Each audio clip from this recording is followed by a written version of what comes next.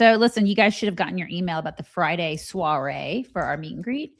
And if you haven't, make sure that you send an email to Macarena at themockdoc.com if you're interested in the Friday soiree. Everyone should have gotten the email, but I would check spam because I know a lot of people say it went to spam.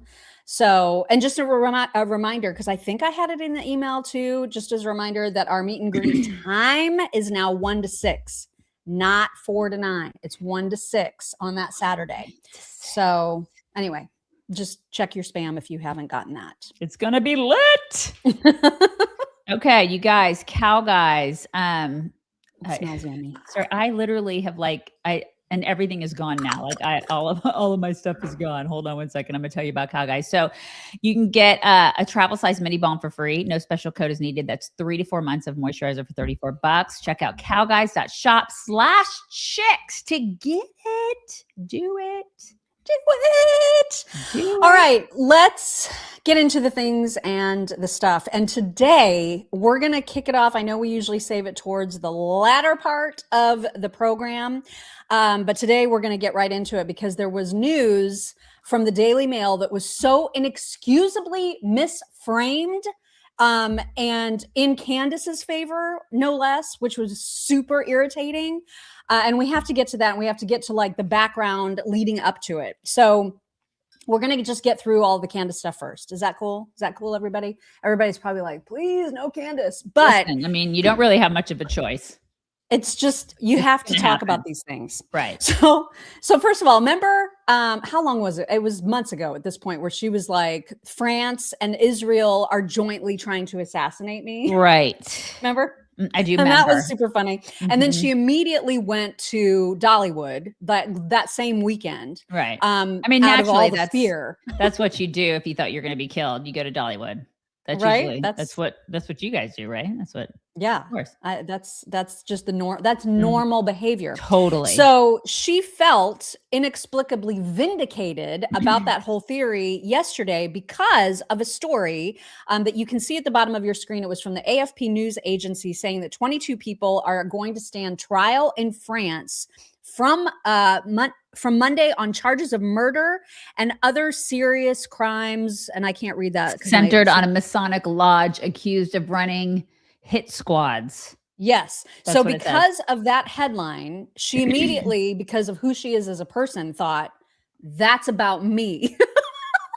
So she reposted it saying, remember when I told you the French government put a hit on me and DGSU was involved? Remember when I told you Charlie's murder was a Freemasonic ritual? This is what France is and always has been. And I will say again, that Brigitte Macron is a dangerous military man. Yeah, right. Because when I look at Brigitte Macron, I think that's a dangerous military man right there. Right. I mean, listen, dangerous.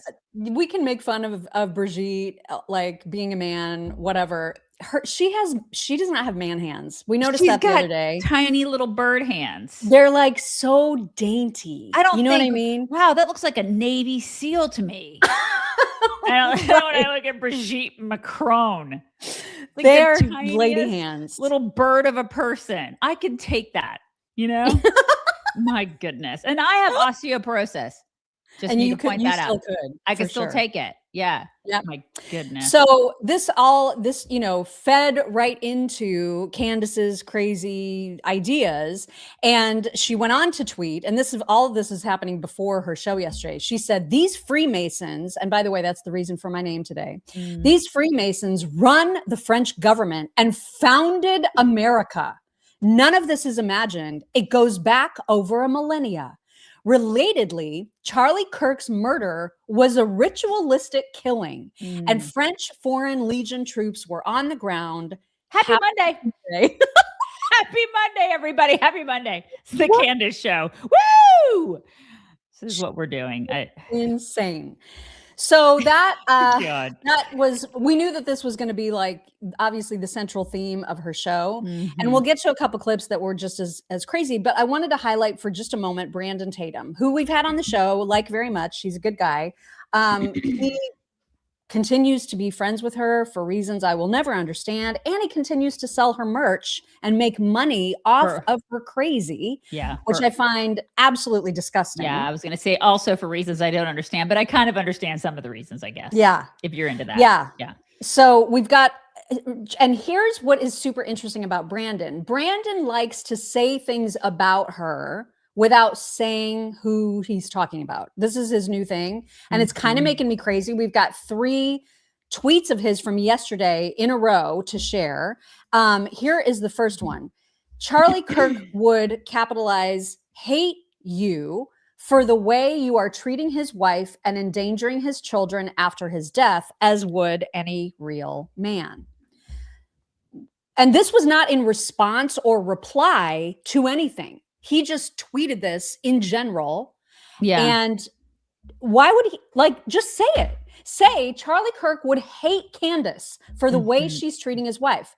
It drives me crazy that he won't just say it. You know what I mean? Yeah. And it makes you wonder, because he's putting this out in the public sphere. Like, does he say that to her face? Does he call her up? If they're friends, does he call her up and he's like, what are you doing, biatch? What are you doing? Right? Like what's going on? Why are you doing? Is it money? Like what's happening here? If they're friends, because if you started doing this, I'd be like, you are insane. What are you doing? Yeah. I mean, granted, they're not as good. They're not like friends, like we're friends, but still, right. At the same time, like you don't. What is this like saying stuff about people cryptically on the Twitter machine? I don't get it. And so is bizarre. I mean, and whatever, like if they're going to be friends, that's your business, have your friends. But like, if they're friends, if this was you and me, and say that you're Candace, wouldn't you be so pissed at me if I wrote cryptic crap like that, knowing it's about you? Like that is just not, it's the weirdest friendship ever. Okay. Well, I just can't wrap my brain around it because it's not a friendship. It's just, It's the most bizarre thing. So that was the first tweet. And then he also said, no one attacked Erica until Charlie could no longer protect her. That's the devil at work. Evil took Charlie from us. Now evil is coming for everything he built and protected. It's spiritual. I agree. And then went on to say, it's funny how everyone that actually knew Charlie says something completely different than those who either didn't know him at all or weren't as close to him as they claim. All of his friends support Erica, except one, capitalized. Is that not odd to you? It's also weird that it's capitalized. What is he doing? I don't know. Just say. What is that? Just say. I don't get it. I don't get what he's doing at all. I mean, I don't either. Yeah. I just wish that a lot of these people would just say what they're going to say and say it to the people they're going to just call these people out, call her out. Right. It's like you clearly are. So like, why be cryptic about it? Again, why are people so freaking afraid of her? Why are they afraid of Megyn Kelly? Why are they afraid of any of these people? Why are they afraid? They're just people. Yeah. If these people are being dicks, then just say they're being dicks. I don't. What's the big deal? They're just people. I don't get it. I don't understand it. It will never make sense to me. Yeah. But anyway, back to this whole assassination plot, which she is now feeling so vindicated about. The opening of her show last night was very, very smug. And so this is like, the face that we showed of her yesterday where it looks like she smelled something sour. Yes. You know what I mean? There's a variation of that same face that she makes when she feels very smug.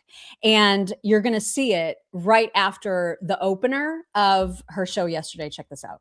All right, you guys, happy Monday to everyone except for the occult Freemasons who sacrifice people, who murder people. I do have to say today is a great day to be Candace Owens. It's a great day also to be a Candace Owens podcast listener, because back in November, I was telling you guys that France was in fact involved in Charlie Kirk's assassination, specifically that their intelligence agency, also known as DGSE, was involved. I also told you that in the military, they wear maroon. Like it's the military parachutists. They wear maroon, and that the whole 33 thing was not subtle. It was Freemasonry. Well, lo and behold, ladies and gentlemen, 22 people in France are on trial for running a Freemason military hit squad. And the story is related to Israel. I promise you, that is what is trending today in the news. You see, it's all crazy until you understand how the world actually works. You do not live in a meritocracy, okay? You do not live in a meritocracy. These people murder and they steal and they kill. And I got to tell you, regarding Freemasonry, all roads lead to France and Israel. Welcome back to Candace. And then this is the face. Okay, this is the face right there. And it's a coincidence that she's wearing the same top because this is a screenshot from months ago. But that is the face. Oh my God. Oh, it just makes me rage. I'm shocked she wore the same top twice. Yeah, it's kind of amazing. I'm amazed by that because every top she owns is like $3,000. She's like, I'm just like you. No, you're not. I'm so relatable and I need money and please buy my merch. I'm so poor. Please contribute to my GoFundMe. I need it for lawyers. Shut up. So there's more of this hit on her that she still is insisting is the case. I can assure you, based on what we have learned, I mean, just think about the whole pager incident with Mossad and taking out all of those if Israel and France wanted Candace to be offed, she would be offed. Okay. I listen, I think you've said this before. This is probably a weird thing to say. I'm going to say it out loud, but I feel like we've expressed this before. Wouldn't they have, if they were going to off anybody, wouldn't they have offed her rather than Charlie? Who supported that? Yeah. Who supported Israel? Right. I don't get it. Like that doesn't he was changing his mind according to Candace. And therefore they had to take him out before he went completely off the deep end about Israel and leave her alone, even though she's been off the deep end. None of it makes any sense. And she's made like, what was it? $60 million in 6 months off of his death. Right. You guys. Nothing to see. Come on. So here's a little bit more of her theory on the hit. So I'm just going to throw it back here to when I told people that the DGSE in Paris was involved and had also put a hit on me. Here that is, which came in November, my old tweet saying that I had a source inside of the French government because I did. I just want to pause there really quickly because notice that was past tense. Right. I told you I had a source in the French government because I did. Now, would you say that if you still had a source? Wouldn't you say because I do? You know? It's true. Yeah. I just thought that was of note. Not to be all Candace about Candace, but I thought that was so interesting. Not that we know, but we know. Anyway, I'm continuing. That told me that their NG intervention group was involved in the assassination. I said that Charlie Kirk's assassin trained with the French Legion 13th Brigade with multi-state involvement. Ha ha ha ha, they said. That's so crazy. And yet nobody official denied it. Isn't that weird? Nobody official came out and denied it. Even weirder, I have an open case with Brigitte Macron. Now, if you're going to sue for defamation, the best thing to be doing is to have truth on your side. If Brigitte felt that I was lying about that and I was making that up, well, that'd be a good thing to add to your defamation case, right? That does not make any sense to me. So like, why would Brigitte add to her defamation case about being a man an assassination plot having to do with French legionnaires and Israel? Like, why would that be part of Brigitte Macron's defamation case? Can't see how the dots are connected there. It's literally just because they're from the same country. It's like what? It's like the meme of that lady with like the calculations behind her and her going like this. Yes, the Julia Roberts meme. Yeah, it's like what? What's even happening? And like all of her cult followers, like, yes, queen, yes, totally. That makes all the sense in the world. I mean, there's some in her comments right now. Like, please, I hope somebody loves you enough to get you out of the cult. Good Lord! Oh my God, do we have Candace fans? Oh yeah, there's some out there. That she's so great, and like, I hate the Jews. What? Oh my God! It's like, okay, I can't. Okay, all right, whatever. Okay, so the last Candace clip, and I promise, because then we need to get to this Daily Mail headline about Charlie, which is just unreal. This was also unreal to me. I saw this clip floating around and I could not believe how inverted of a reality Candace is living in. So for some reason, she was reminded of when Erica Kirk sat down with Barry Weiss for that interview, now infamous interview. Right. And I guess she replayed it because this is how Candace spends all of her time, is just watching Erica clips. And so definitely not with her 4 kids. Just putting that out there. Definitely not. She's looking for a nanny, by the way. Yeah. If you guys are interested, if you're interested in that. So anyway, she has now decided that because Erica believes Tyler Robinson killed her husband, and it is, in fact, the most simple explanation, the one that has the most evidence leading to that conclusion, because Erica said that out loud, Erica Kirk, is evil. I'm not making this up. And no, it is not a coincidence that everyone involved on September 10th happens to have a military connection. Oh, crap. I think this is one more thing about the assassination. Sorry, you guys, 2 clips. Sorry. Just deal with this one first. And then the Erica one is coming, I swear. It happened. Military intelligence. Frank Turek, the McCoys, naval intelligence. It's not a coincidence that Kash Patel kept stressing the number 33. None of it is a coincidence. All of it feels like a conspiracy. And I will never stop saying that Charlie Kirk was the first casualty of the Iran war, because he was. What? He was betrayed, and the entire world knows it. And not true. I'm proud of myself because I understand that one element of their games is exactly that, psychological warfare. The goal was to break me down psychologically, tell me as soon as Charlie gets killed that I better lay low, as Andrew Colvett did, because my name is on some list and I'm going to be next. That's meant to psychologically traumatize you, to make you afraid to go outside.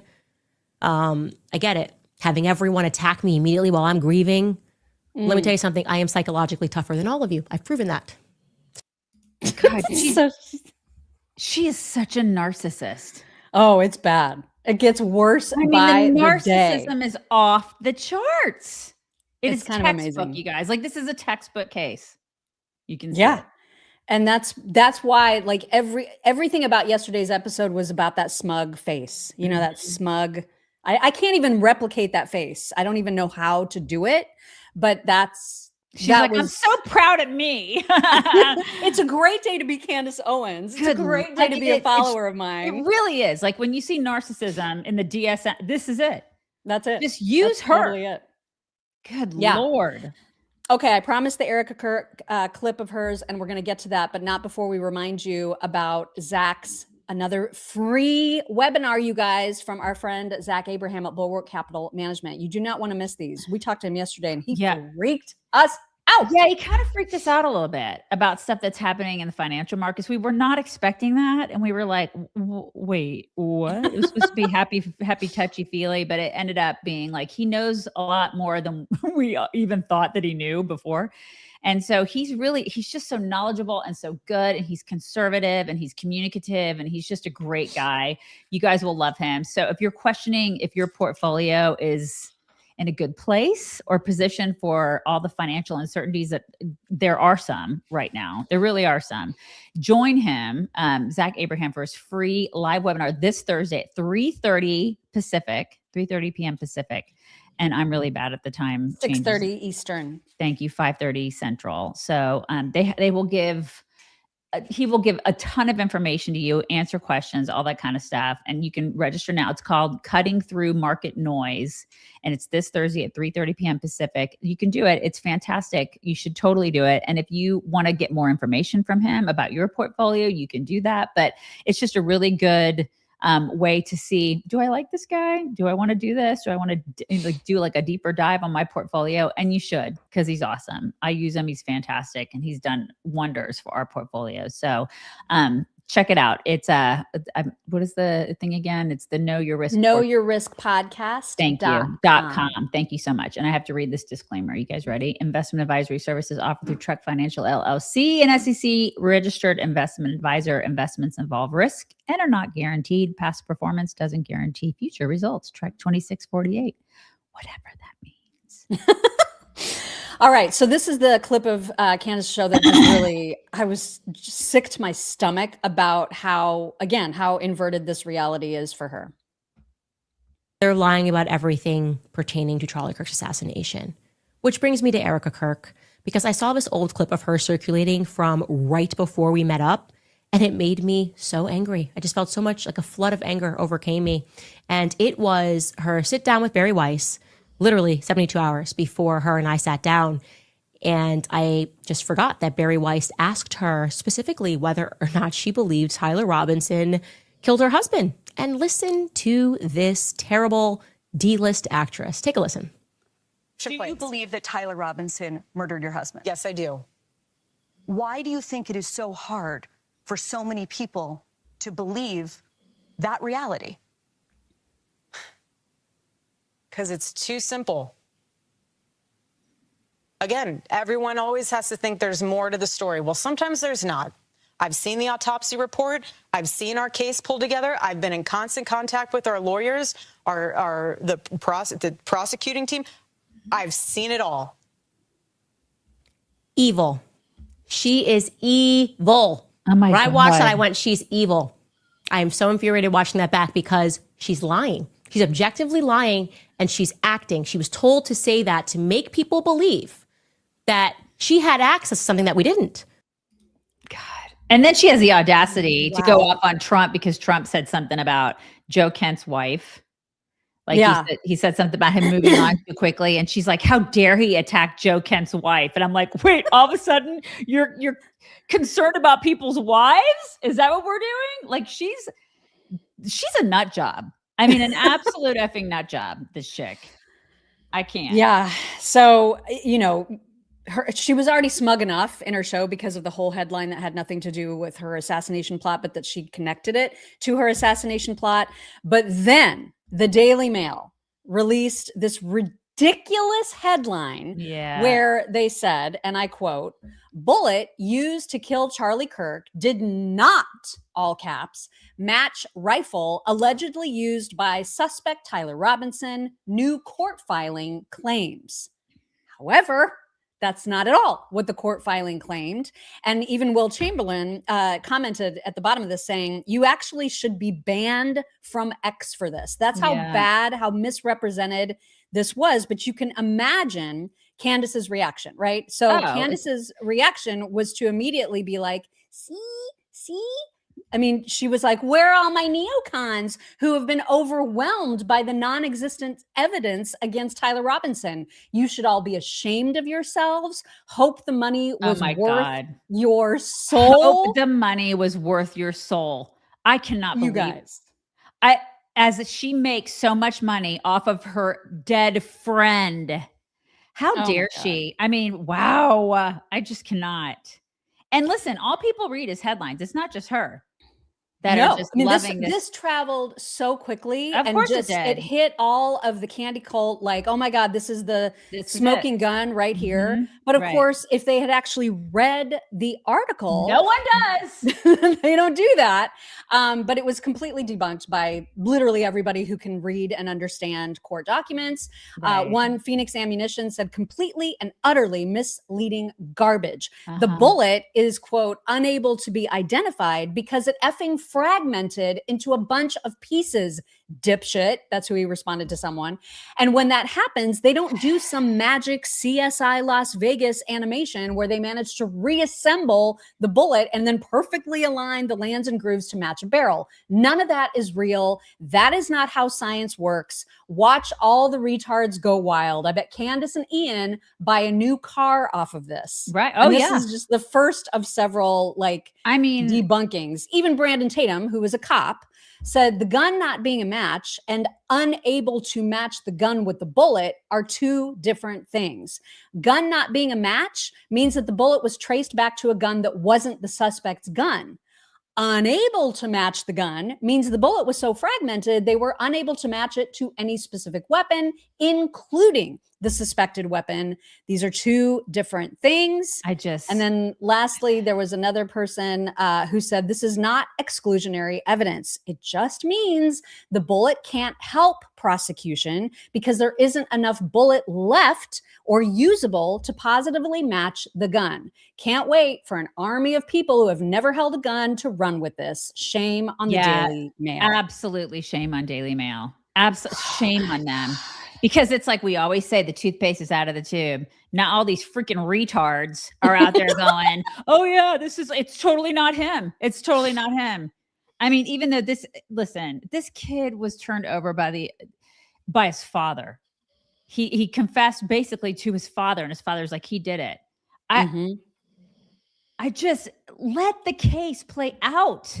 And he's never going to get a fair trial. This will never be unbiased. It'll never be fair. This trial is so borked from the beginning, as you would say, because of these cultists, because of these conspiracy theorists. I am all for a good conspiracy. Like, I am your Huckleberry. All right.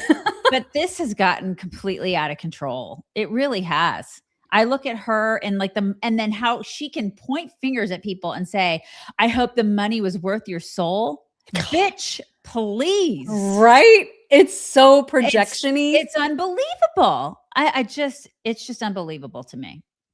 Well, the quartering responded to her directly because, as we saw a little bit earlier, she had tweeted back, see, I'm so right, or whatever. And he said, did you read the article, retard? The defense is desperate and claiming they don't agree with the way the bullet was matched, the same way almost all bullets are matched to guns. The bullet matches, you dumb twat. His words, not mine. Right. And then she responded, they could have been your words. That's true. Very fair. well been your words. Yeah. She responded, no, you illiterate toad. It isn't a defense claim. It is the ATF that was unable to match the bullet fragment to the gun, which the defense wants filed as exculpatory evidence. Stick to your, hey, Grok, is this real reporting, and leave the thinking to us adults. What's so crazy about this is that at the same time as the defense is saying, this is exculpatory and this will totally prove that Tyler Robinson is innocent, they are also asking for the trial to be delayed 6 months. So explain that to me. Like, if they're like, sure that this is it, this is what proves Tyler's innocence, then why are they asking for a 6-month delay? Yeah. And everything that's getting lost in this, of course, is the fact that that court document, that court filing also, whoops, this went all the way to the beginning. It also said that the prosecution is using Tyler Robinson's parents for their side, along with Lance Twiggs, who of course is like the weird furry boyfriend. But the trans dude. Yeah, that's who's testifying for the prosecution. The people closest to him are the prosecution's witnesses, and the defense is asking for a 6-month delay. Make that make sense. Yeah. Make it make sense. They're like, oh, this totally gets our client off the hook. Oh my God. And how does she, and I wonder how she explains all that, Oh, everybody was in on it. It was all just one big conspiracy, and all these people were in on it. This is what this is what these candidates. Right. Cash, France, Israel, everybody, his family, everybody, friend, the trans kid. I mean, they're all in on it, and that's the conspiracy. And if you believe that, okay, like how are we? You can't. All right, you're beyond help. If you believe that, you are beyond help. Really, but they do. That's crazy. These people do, and you like trying to reason with these people. It's like banging your head against a wall. And and I still will not get over the fact that she is trying to shame people, thinking that they're making money off of this, when that is precisely what she's doing with all of these gullible people. Don't forget the pin. It's probably still pinned to the top of her X account. This video collage that her team made, celebrating that she's the #1 podcast, and then there's like pictures and stuff of Charlie in it. Like, it's so disgusting and they can't obvious. See it. People cannot see that. That's precisely what's going on here. All right, we have tons more news to get to that is not Candace related. And now that that's out of the way, we're going to. But obviously, we had to share with you what the Daily Mail had done, because that is insane. It's absolutely insane. It's not journalism. Yeah. And I cannot, and listen, I actually like the Daily Mail a little bit. At least I did.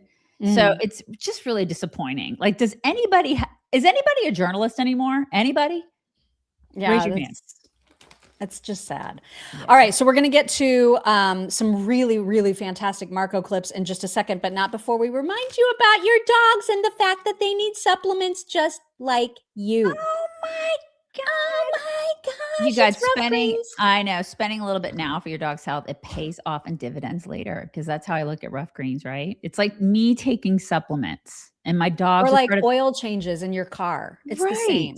That's a perfect analogy. And my dogs are part of the family. I feel like you guys are the same way with your dogs. And so I treat them as such. And my daughter takes vitamins every day. I take vitamins every day. So rough greens is like a multivitamin for my dogs. That's how I look at it. And I've seen it improve.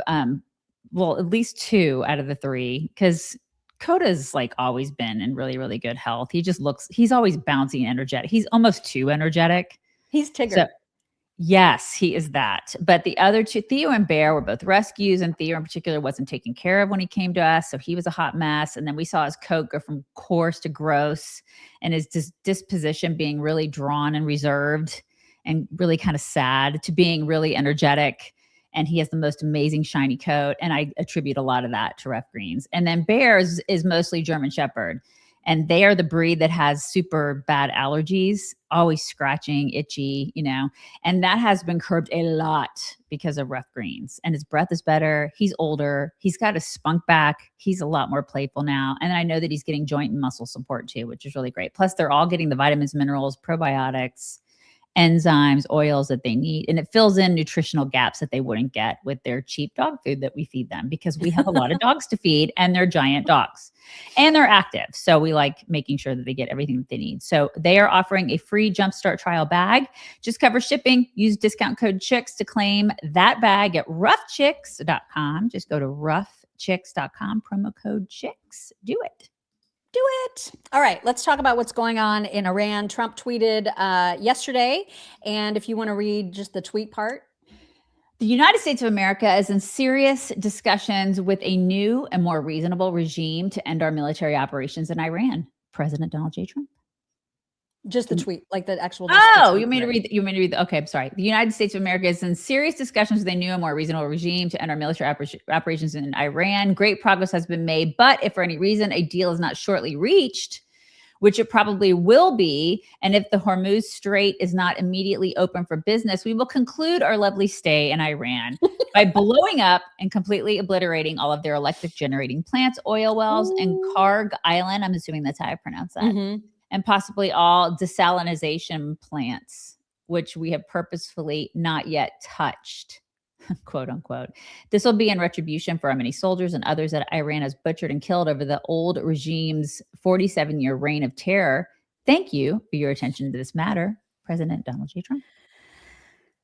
So that was a warning, Mm-hmm. a pretty serious one. And it's interesting. We're going to hear from Marco in just a minute, but there was also this other, I think it was an AP article about all of these other areas, the other countries in this region who do not want our strikes to end. And we've talked about this before, but this recent AP News article said, quote, officials from Saudi Arabia, United Arab Emirates, Kuwait, and Bahrain have conveyed in private conversations that they do not want the military operation to end until there are significant changes in the Iranian leadership.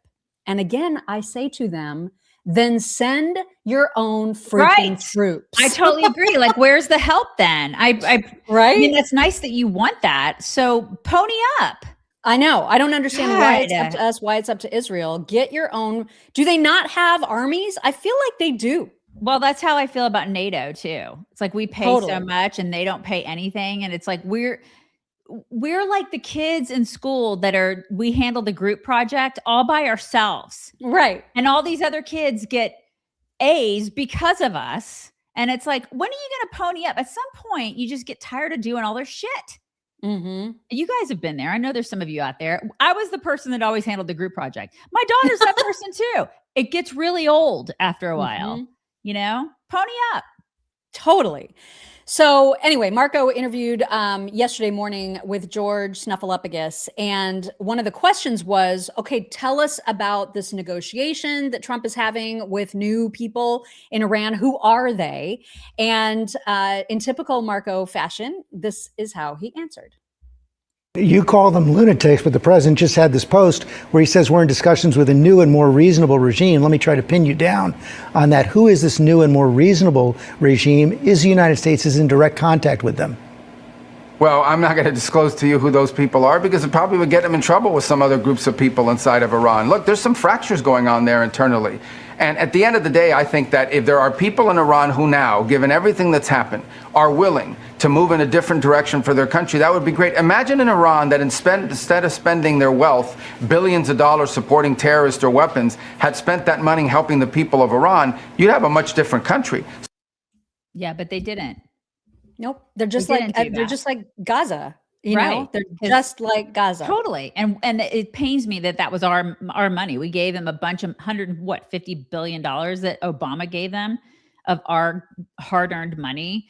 And it's like, well, I don't know if that's actually accurate, because what I've heard about that is that we unleashed their own money from sanctions. And so we didn't actually give them money. We just allowed them to use their own money. So I don't know 100% if it is really taxpayer dollars. But regardless, still, terrorists are going to terrorist. Right. And that's certainly did not spend it on their people. No, they never do. They never, ever do. They spend it on terrorism. They spend it on terror and hurting their people and hurting us, and not on the stuff that they should be spending it on, which is enriching those.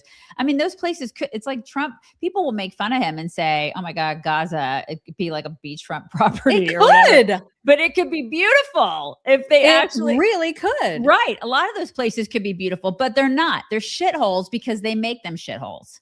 Yep. And that you have a choice. They chose poorly. They chose very, very poorly. And amazingly, in that same interview, I guess George needed a reminder, or maybe he's one of the idiots who always pretends like, I don't know why we're in Iran. Like, no one has ever told me. And so Marco was like, you may want to write this down while I tell you again. Right. If it fails, the war expands. What's that? I'm sorry? If it fails, the war expands. Well, the war is about this operation, okay, and that's what this is. It's about very specific objectives. The president laid them out on the first night of the operation. I'll repeat them to you now because I hear a lot of talk about we don't know what the clear objectives are. Here they are. You should write them down. Number 1, the destruction of their Air Force. Number 2, the destruction of their Navy. Number 3, the severe diminishing of their missile launching capability. And number 4, the destruction of their factories so they can't make more missiles and more drones to threaten us in the future. All of this so that they can never hide behind it to acquire a nuclear weapon. That was our objective from the beginning. That remains our objective now. We are on pace and, in fact, ahead of schedule on some of those things. And we are going to achieve those things in a number of weeks, not in a number of months. Why do people pretend like they've never said that before? Yeah. Well, when they've said that from the outset, like from the very beginning, multiple times. Mm-hmm. Why is this so hard? It's not hard. It's not. Okay. It's not. There's also a question about the Strait of Hormuz. Obviously, that's a huge concern worldwide. And, if Iran is going to play like they're going to control it, Marco is here to tell them, nuh-uh. Now, they are making threats about controlling the Hormuz Straits in perpetuity, creating a tolling system and the like. That's not going to be allowed to happen. And the president has a number of options available to him if he so chooses to prevent that from happening. Obviously, I'm not going to discuss what those options are, and we're not going to discuss military tactics.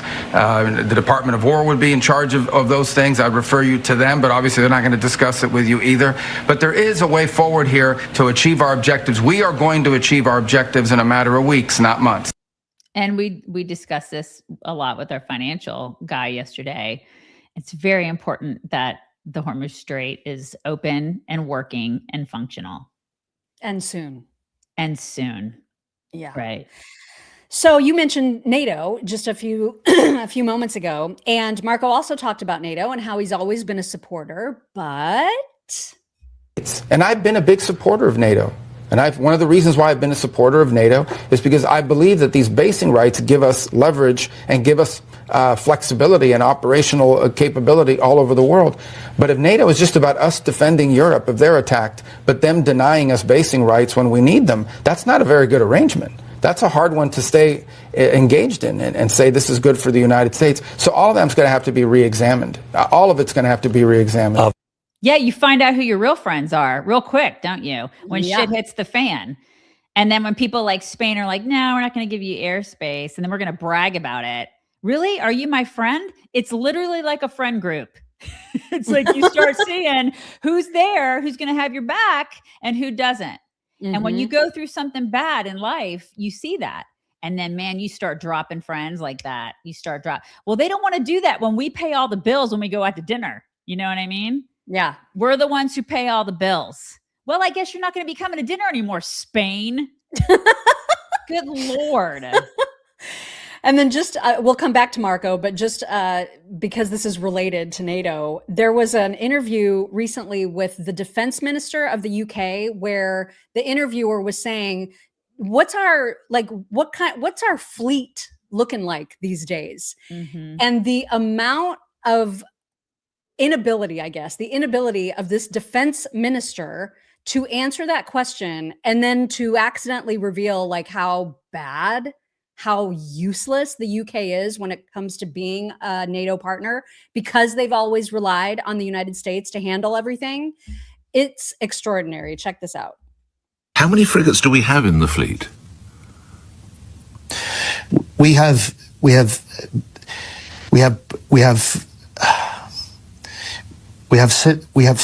17 frigates and destroyers. It's down from 23 at the end of the last Labour government. Mr. Healy, if we've got a fleet of 17 in total, where are they all?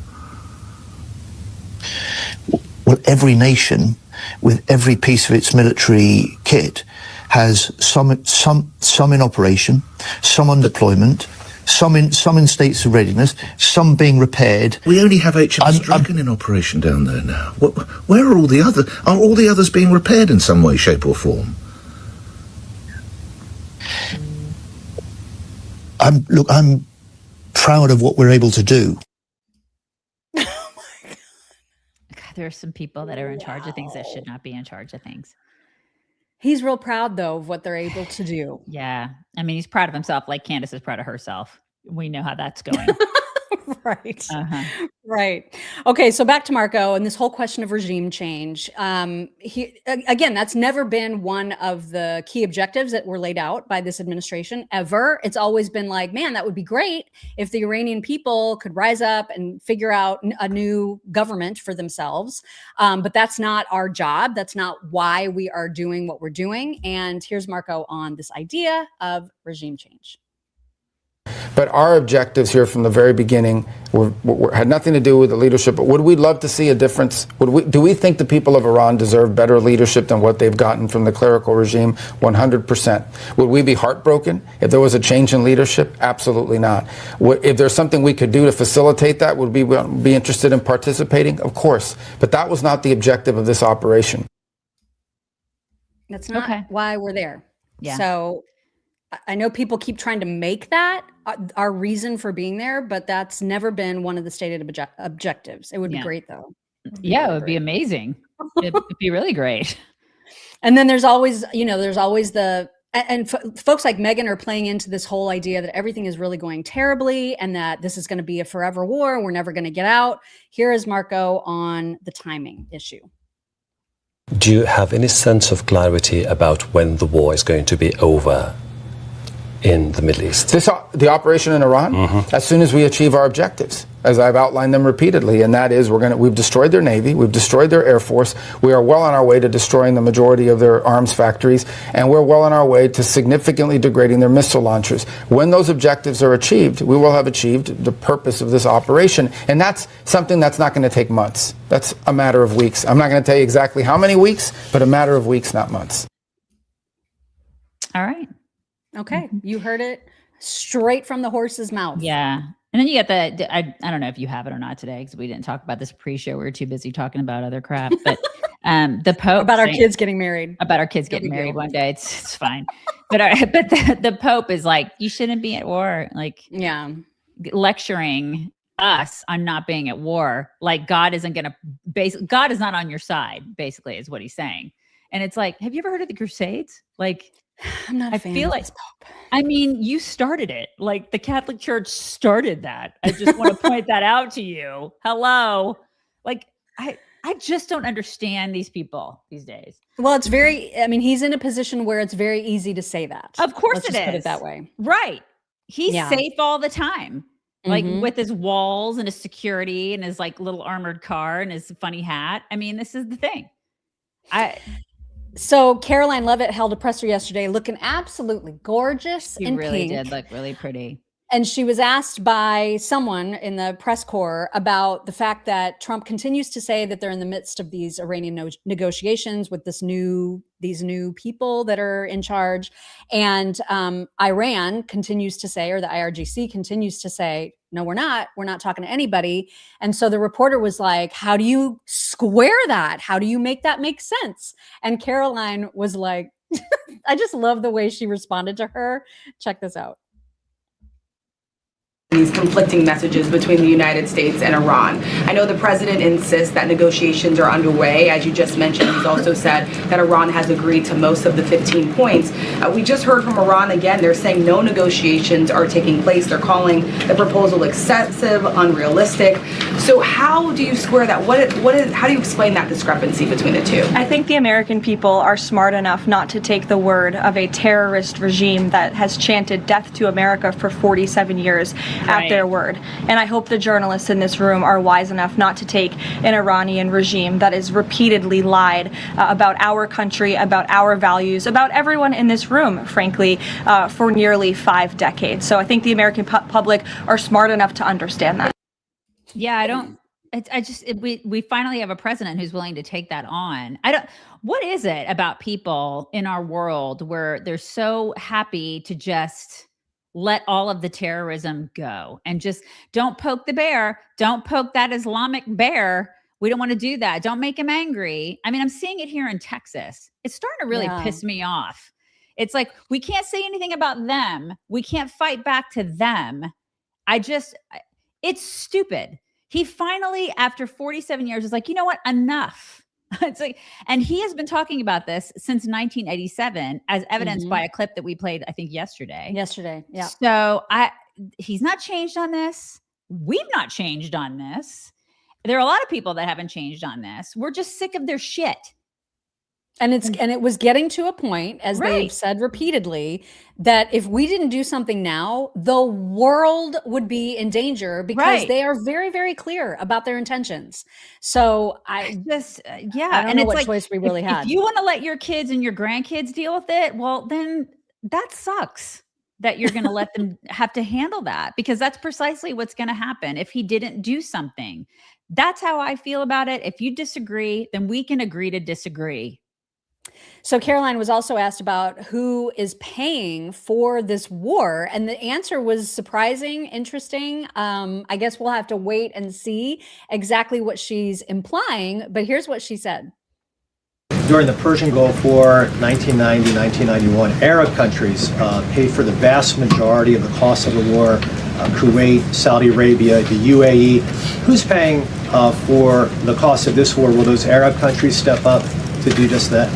Well, I think it's something the president would be quite interested in calling them to do. I won't get ahead of him on that, but certainly it's an idea that I know that he has, and something that I think you'll hear more from him on. And then secondly, seriously, that cardigan though, like, I mean, she looks fantastic today. Oh my God, she looks so pretty. Right. So pretty. Mm-hmm. Yeah, I loved it. I know people are like, what are you wearing? I thought she looked amazing. She looked so good. Yeah. I would not wear, it's not my style, obviously, because I'm always in sweats and I'm not fancy anymore, but she looks beautiful. And she's so pregnant. I know. God bless her. Beautiful and pregnant. Yeah. Yeah. So there's an account. I know you've seen him before. He is one of these guys that does the man on the street type of interviews. And he has this amazing talent. He goes by No Cap on God. He has this amazing talent of playing characters to get people to show how dumb they are. And he plays it so straight, you guys. Like, he is so good at this. So he was talking to a lot of people apparently at the No Kings protests about the war and other things. And just to prove how completely stupid these people are and how willing they are to just agree with whoever tells them whatever it is that they want to hear in the moment. 2 examples from him that will blow your mind. This first one is some guy who is being convinced that women in Iran have it way better than Oh women my God. here. I cannot. And Okay. just watch how ridiculous this guy is. America hates them because Iran is so feminist. Oh, yeah? They are so good. Yeah. There's no I mean, better place to be a woman than Iran compared to here. Right. With the rights we're taking away. Exactly. Do you think the Iranians maintain such good women and LGBT rights as well? Well, that they have a good leader, Ayatollah, or He's very pro LGBT. They said that he wants the next Ayatollah to queen out. Be a woman? No, a guy, but he's a queen. Like a gay guy. They wanted a gay guy to be in charge. Yeah. Oh my Who cares? I mean, the and Ayatollah, he doesn't crack up laughing while he's saying these. Oh my God. the Ayatollah Amazing. should totally queen out. He should totally do that. It's so great. I mean, I know as a woman, I would love to go to Iran and have to just completely Best cover place for myself women. head to toe. Yeah, it'd be fantastic. Yeah. This next one, I cannot even believe that it's real, but it is, you guys. So he did the same thing with another victim on the street. And this woman is convinced that all this talk about the Strait of Hormuz is leaving out somebody. I'll just let this play out. Here we go. Isn't it a little bit homophobic that we're so focused on the Straits of Hormuz and not the gays of Hormuz? Yes, I agree. Yes, for sure. Why do you think they're willing to leave the gays of Hormuz behind? I think it's just historically, like, you know, gays have always been very discriminated against, which is wrong on so many levels. Even in war. Yeah, even in war. It just takes more reform in government, obviously, and then also educating society. Just feel like if we're gonna go in there, we can't leave the gay people behind. I don't think we should go in there at all, but if we're going to, the gays of Hormuz, we could turn it into Fire Island. For sure.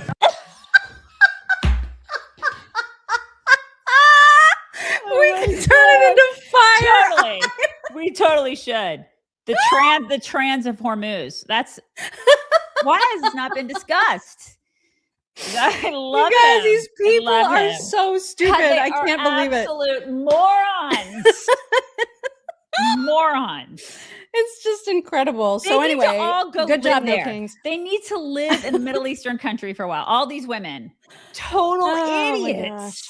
Can we start Total with idiots. Possum Lady? We need to send Possum Lady there first. That would be great. That would be great. Mhm.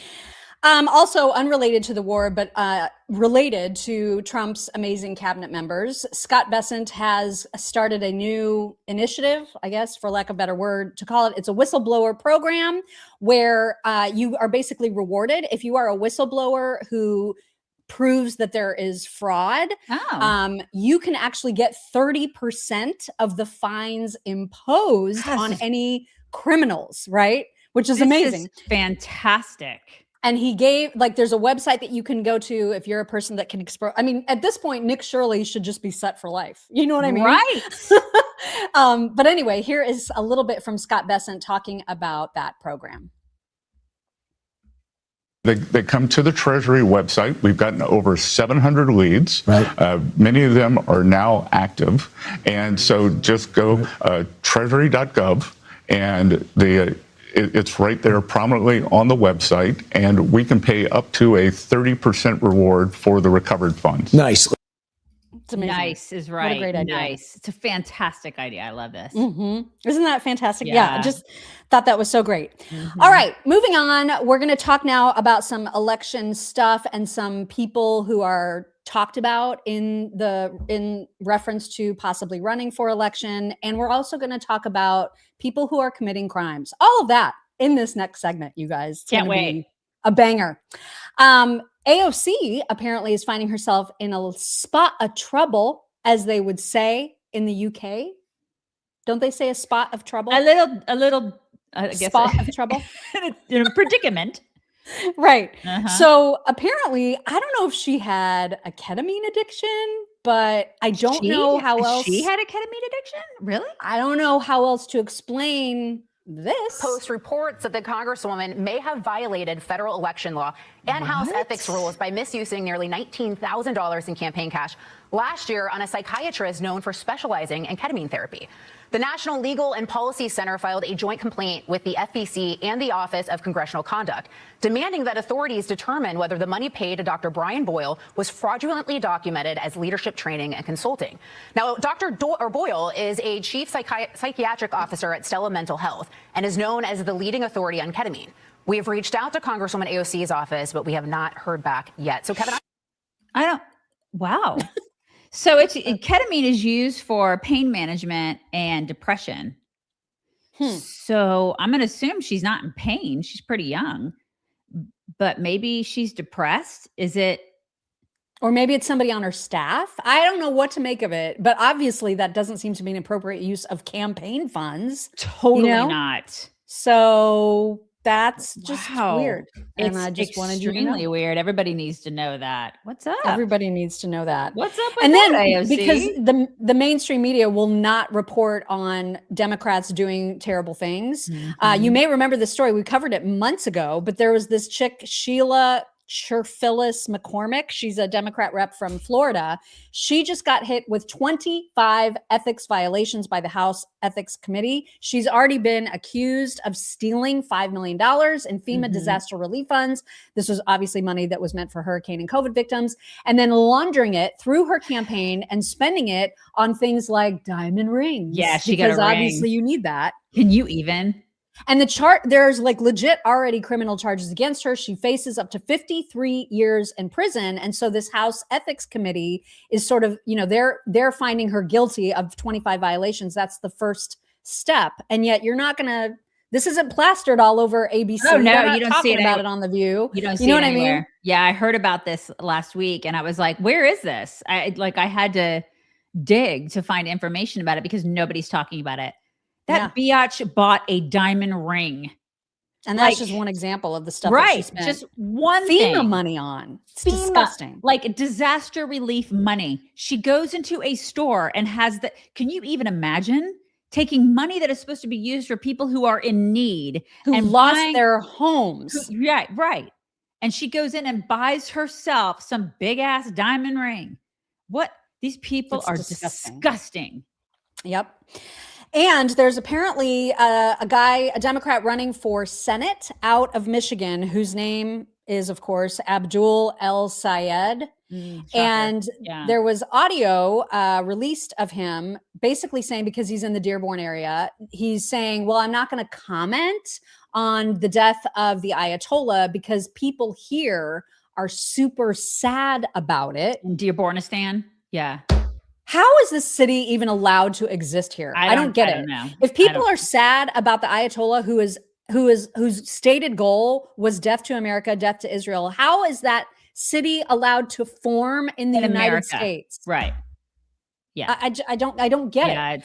Yeah, but here's the story. You're going to see a screenshot first, but then you're going to hear the audio. I also want to remind you guys that there are a lot of people in Dearborn who are sad today. So, I just don't want to comment on Khamenei at all. Why would you do that? I don't think it's worth even touching that. They're going to try. This is what we practice, but isn't Khamenei a bad guy? Isn't it great that he's dead? My first amendment was 86 years old. He was going to be dead sometime soon anyway. I mean, he probably thinks that marrying 9-year-olds is okay, and he likes bestiality too. So. My God. Yeah, I said it. That could be a senator. When we talk about the invasion and the infiltration, it's happening. This is what we're talking about. Yeah. The guy's running for Senate. Oh my God. And he'll probably get it. He'll probably win. Yeah. Oh my gosh. And then back to Florida. Fishback. That guy. Oh is my God. Such a piece of crap. So earlier in the week, we talked about this whole hullabaloo that happened over the weekend with the cardinal not being allowed to go to a praying site that he wanted to go to. I can't even remember the whole holy something of the sepulcher. I can't remember the actual name. What is it? The holy something. Sepulcher. People were correcting us on how to say sepulcher. Sepulcher. I thought that's how we said it. I don't Is know. that wrong? I don't know. We get corrected every day, so I don't. I don't know. Anyway, you guys know what I'm talking about. We talked about it on Monday. And remember, we also showed the tweet from, or the series of tweets, I guess, from Bibi saying, we're working on this, we're getting this corrected, this shouldn't have happened, this was like an isolated incident, whatever. So all of that to say, this was simply a misunderstanding, it sounds like, that happened on the ground with a limited number of police officers, and they are doing everything they can to make sure that the Cardinal and others are free to worship as they see fit. But leave it to James Fishback to just be a complete dick about it. And so he retweeted Netanyahu saying, you hate Christians. Oh my God. Your excuses are irrelevant. You are not welcome in Florida when I'm governor. Happy Palm Sunday. Christ is king. Right. And this is the kind of Christ is king usage that I find to be so disgusting. It is because disgusting. it's clearly used to be disparaging to a whole other faith. Oh, it totally is. Yeah. That's when the use of it is utterly, it's just inappropriate. I'm Right. sorry, And, but he went on to say that we're not a Judeo-Christian country. We're just a Christian country. And there's a lot of Catholics that are like jumping on that bandwagon. We're not a Judeo-Christian. It's Christian. It's just Christian. So screw the Jews. Okay, well then quit aligning with the Muslims. If that's the case, again, I'm going back to the Crusades.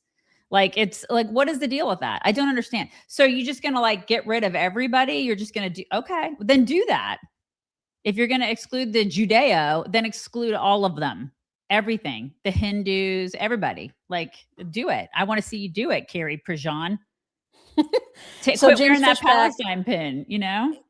whenever he hosts, you know, his, whatever they are, I don't want to say rally, because I don't know that they're big enough to be Like called town rallies. halls, like town halls. But yeah, whenever he has his events, you'll notice that the people who are attracted to him, who he appeals to, are young men. This is Groyper Central. Okay. That's who his followers are. And here he is being a disgusting anti-Semitic jerk yet again in front of that very kind of crowd. The way they treat Christians in Israel is disgraceful. If Christians are not welcome in Israel, Benjamin Netanyahu is not welcome in Florida. How do they treat him in Nigeria? They just slaughter them. Oh, that's right. Same with Syria. It's And weird. and he's not talking about that. He's Of more course mad at one dude not being allowed to go where he wanted to go for a hot minute than he is about the thousands of people that were slaughtered. They never, ever talk about the slaughtering of Christians in all those other countries. They never talk about that. And yet they wear the pins of the countries that would be happy to slaughter Christians. I don't understand it. Somebody's going to have to explain that to me like I'm 5 years old. It's not explainable. It's not.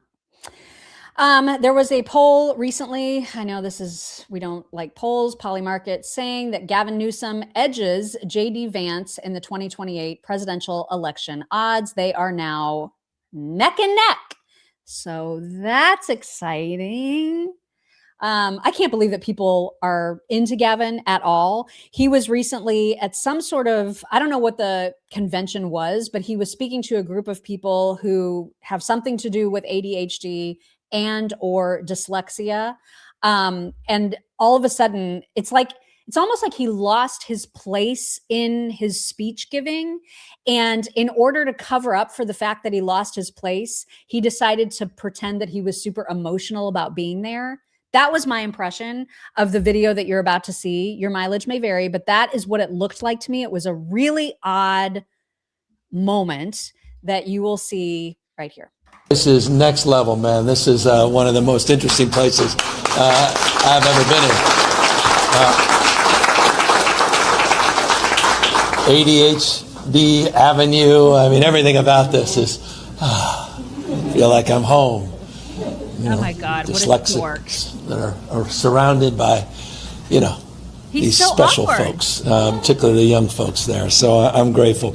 I'm also weird. What? Sharon, I'm you know, forgive me. You know, this is embarrassing. You can turn all that off. Just because all the noise, you know, that we just need to turn off. And this, listen to this. This is it, man. This is it. Is he crying? You want to fix all this stuff? This is it. Listen to these guys. You know, we're all just sitting there yelling and screaming at each other. Everybody's getting each other's throats and trying to tear everybody down. And you know, that. How are we going to get out of this? This is it. You heard these guys. I cannot. Wasn't that the weirdest thing ever? He's such a phony. Yeah, he was forgetting what he was supposed to say. I totally agree with you 100%. And then he decided, I'm going to act emotional, like, because these are my people or whatever. Right. He's an actor, which is precisely what he is. He's a total actor, and he's a podcaster. He doesn't actually govern. He doesn't do anything. He doesn't do a job. He doesn't do crap. He has destroyed California. This is all they got. Podcasting isn't a job. I take exception to your framing. It's a job, but like, you don't do that as opposed, like, listen, if you're a governor, you shouldn't be doing that in addition to it. You should be actually governing. That's what he should be doing. Listen, this is all they've got. One. And I saw in that poll that you put up with him against JD, that's neat. I think that's neat. I want to see what it is against Marco. Yeah. I wouldn't even mind seeing what it is against DeSantis.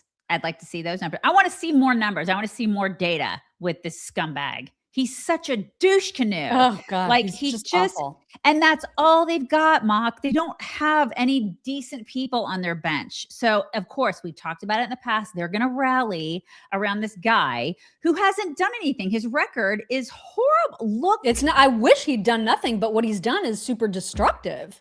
Yeah, you're right. That's a great point. His record is destruction of a whole state. I mean, I have kids who just moved here from California. They had to escape from California.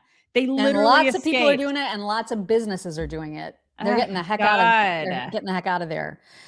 Anyway, there was that. And then when it comes to, I do genuinely worry about a potential, attempt by somebody in the woke Reich to rise up as a potential ruiner of the next election. Like a Tucker? Because possibly, although he denies it, but possibly. Like if there's somebody like a Thomas Massey or whoever who decides to run third party, we are toast. But that is entirely likely. And according to Glenn Greenwald, he believes and is hoping that it might be Tucker. In the Republican Party, there's going to be a major candidate. I am certain. I hope it's Tucker. Really? I think it could happen. This is my hope. I mean, Tucker's a good friend of mine. I don't exploit my friendship to pressure him to run for president. And he's adamant that he won't, publicly. And even, if you talk to him and try and exploit it, he'll kind of laugh. But, stranger things have happened. But anyway, I hope it's him. But even if it's not him, there'll be a Thomas Massey figure, Marjorie Taylor Greene, I don't know who runs on a real America First, returns to America First and says hey, remember this? A real one? We're not supposed to fight wars for our foreign countries. We're not supposed to send billions of dollars out of our communities in the Midwest that have been deindustrialized and overrun with with addiction and suicide and depression and people having to work 3 jobs, not being able to buy homes until they're 40 or start families until they're 40 and maybe having 1 kid because that's all they can afford. And both parents work outside the house. Until that's fixed, we shouldn't be sending billions of dollars to Ukraine or Israel, paying for their army, paying for their society. That is going to resonate among a huge number of Republican Party voters, especially the young voters that really provide the energy for campaigns like they did with Bernie Sanders. In 2016, where he almost took down the Clinton machine, would have had the DNC not cheated. That is political gold, that young energy. And young conservatives are done with Israel, done. Right. He's not wrong. No, he's not wrong. He is not wrong. He's not wrong. I don't think it'll be Tucker, but I do think that somebody like a Massey or a Marjorie Taylor Greene will step forward. God help us. Right? Yeah. I mean, God help us. It's just, that'll just be the end of Republicans. Right. And then Democrats will run away with it. Because listen, just follow the money on those two. That's all I got to say about those two. Follow the money. See who funds them. Who funds Massey alone, funded by Muslims.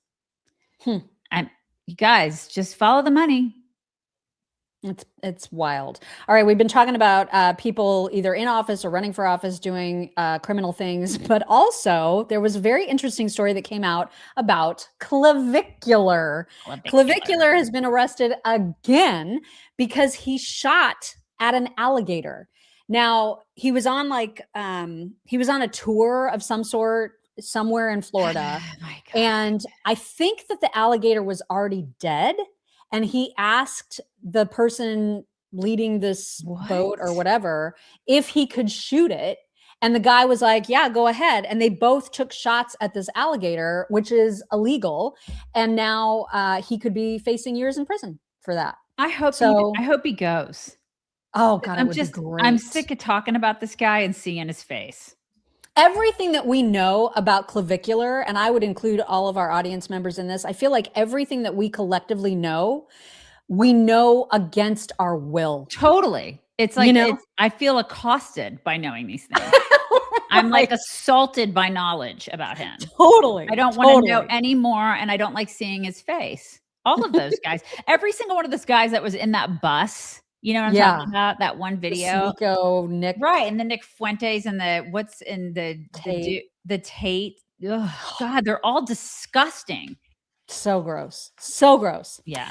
All right. Moving on. We are now going to talk a little bit about TSA. I mean, obviously TSA currently is getting funded, but not the correct way. We're still in the middle of this stupid ass shutdown.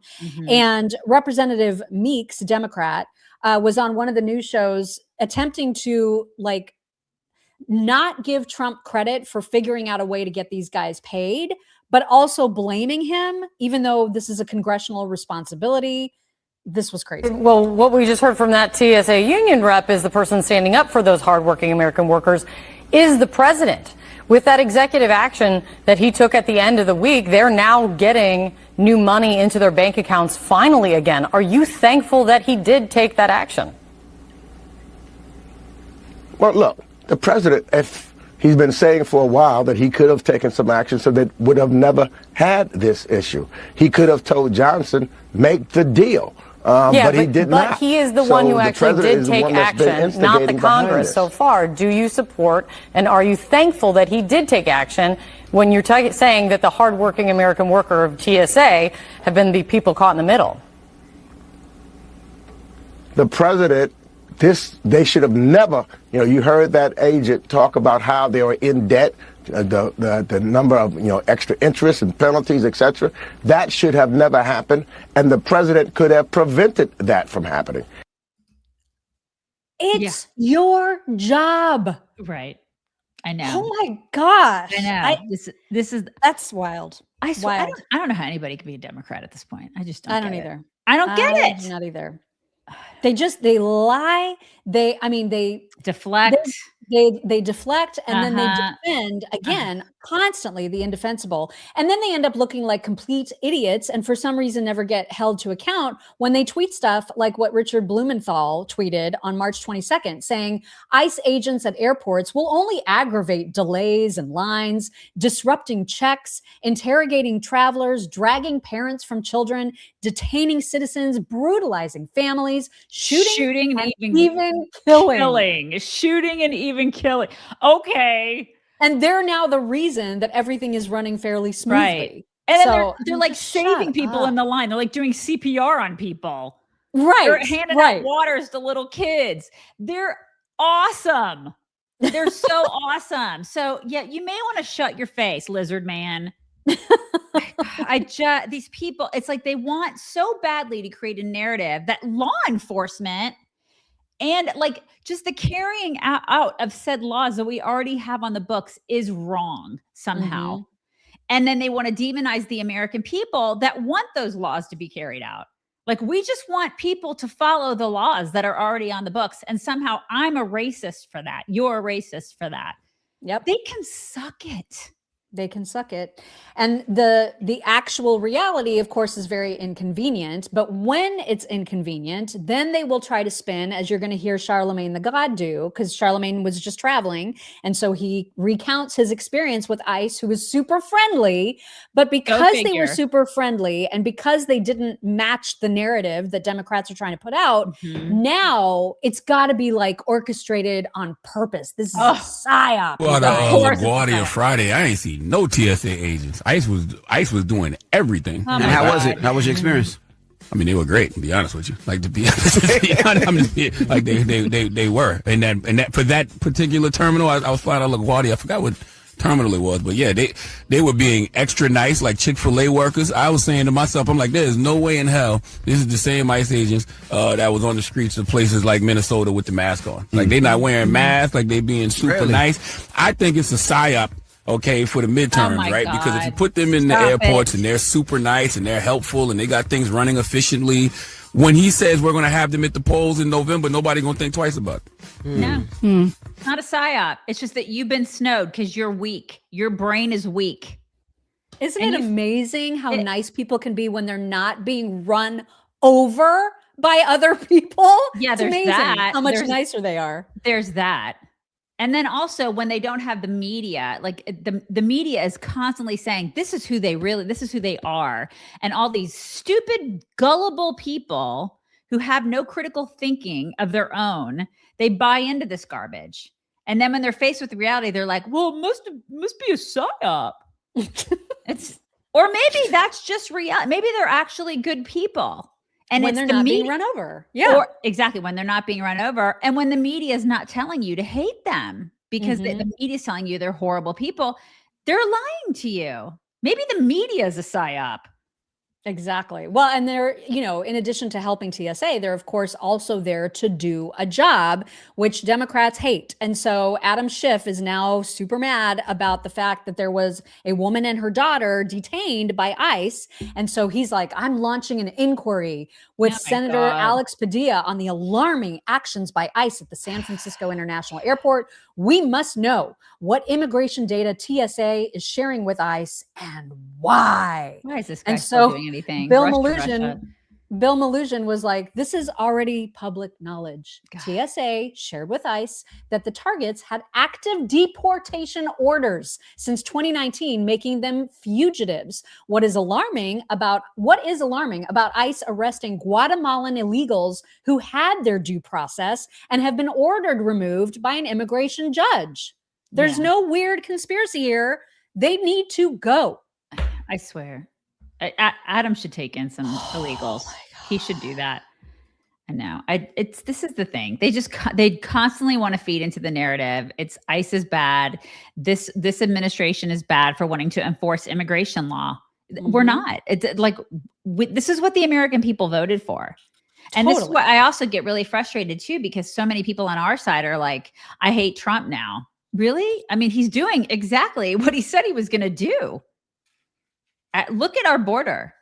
It's exponentially better. Exponentially better. And they forget quickly, don't they? Oh, yeah. And it's infuriating to me. I know it is to everybody here that Congress, like the Senate, is home for a 2-week break, right? It's absolutely maddening when we've got people that are still not being paid correctly. And so Lindsey Graham is having a time because he was photographed having himself a jolly old time at Disney. So there were some photos that went around. This first one shows him even holding a bubble wand. Like he's in there, you guys. He's like all up in Disney, soaking up the Disney. Can we just look at this really quick? We just got to look at this picture. First of all, he's not dressed for Disney. No. Second of all, gay. You guys, I mean, we're all friends here. Like, what grown-ass man goes to Disney? Like, is he by himself and holds like a princess wand, whatever that is? It's a little odd. It's not a little odd, Mom. It's a lot odd. It's not a little odd. That's freaking weird. You guys, that's weird. Like, seriously. There was another photo. I mean, please bring it back. Please. No, not that one. Dang it. Let me remove that real quick. And people are asking, Laura, she asked if it's him. It's totally him, Laura. That's him. Oh, yeah. There's no question about it. In fact, he ended up admitting it, which we'll show you in just a second. Now I need to find my spot. Okay. So he was also spotted cutting the line at Space Mountain. Okay. And this is just like, you've seen all the videos and the pictures of Congress people cutting lines at TSA, which was already infuriating enough. But anyway, the TMZ reported that he was at Disney World for 3 days over the weekend. By himself? Well, apparently, but then when he was asked about it, he gave this excuse. He said, quote, "I was invited to a lunch in South Florida on Friday with Trump official Steve Witkoff and many others to talk about the possibility of normalization between Saudi Arabia and Israel. I went to Orlando to meet friends after. I got back to South Carolina on Sunday and I voted 7 times to fully fund the government. Call a Democrat," he said. Like, you know, saying, don't bother me, bother the Democrats who aren't doing the votes like they should be doing. It's just the optics of that. It's just bad. It's real bad. It's just all the optics are really bad. I feel like maybe he should have thought that through. If he actually gave a crap about the American people and what we think, and the fact that, you know, he's spending our money going to Disney, it's just, first of all, you're a grown man going by yourself without kids, without you know kids, what I mean? Without a wife or kids, going to Disney, like a little weird, holding a princess scepter, a little weird. Disney. And I think he realized to some degree, he didn't realize that people were mad just about the fact that he's out doing vacation-y things when he should be working. He interpreted the freak out to the fact that he looked so gay. And so here is what he also posted. This was, I think, late yesterday, thinking that this would help. It did not. This did not help, as a matter of fact. You know what would help? It would help if he actually like had a girlfriend, you know, if he was like, but he's not. Wait, listen, it's fine that he's gay. It's fine. We all know he's gay. Like that is we joke about it all the time. It's fine that you're gay. Just be gay. Just be gay and Just stop being weird. Gay, you know what I mean? Stop being weird about it. Nobody cares, especially in our side of the aisle. Look at Besant.